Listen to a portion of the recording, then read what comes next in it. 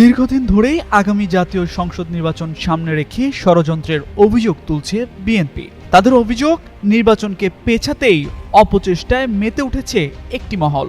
এবার একই অভিযোগ শোনা গেল প্রধান উপদেষ্টা অধ্যাপক ডক্টর মোহাম্মদ ইউনূসের কণ্ঠে।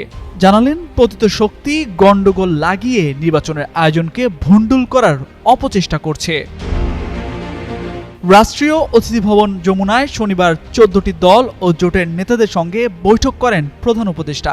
বৈঠক শেষে প্রধান উপদেষ্টার বরাতে প্রেস উইং জানায়, অভ্যুত্থানের সকল শক্তি মিলে একটি সুন্দর নির্বাচন করতে না পারলে এই মস্ত বড় সুযোগ হাতছাড়া হয়ে যাবে।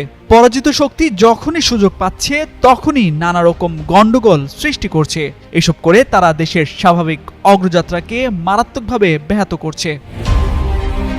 অধ্যাপক ইউনূস বলেন, যখনই নির্বাচনের প্রস্তুতি নিয়ে অগ্রসর হচ্ছে সরকার, তখনই নানা ষড়যন্ত্র সামনে আসছে। কিন্তু বাস্তবতা হচ্ছে, কোনো ষড়যন্ত্র করেই গণতান্ত্রিক অগ্রযাত্রাকে বাধাগ্রস্ত করা যাবে না। কারণ ফ্যাসিবাদের প্রশ্নে সবগুলো গণতান্ত্রিক শক্তির ঐক্য স্পষ্ট বলে জানান তিনি। সুষ্ঠু নির্বাচন আয়োজনের জন্য সব রাজনৈতিক দলের সহযোগিতা প্রত্যাশা করেন প্রধান উপদেষ্টা। উপস্থিত রাজনৈতিক নেতারাও প্রধান উপদেষ্টাকে সর্বাত্মক সহযোগিতার আশ্বাস দেন। তামজিদ মির্জা, যুগান্তর নিউজ।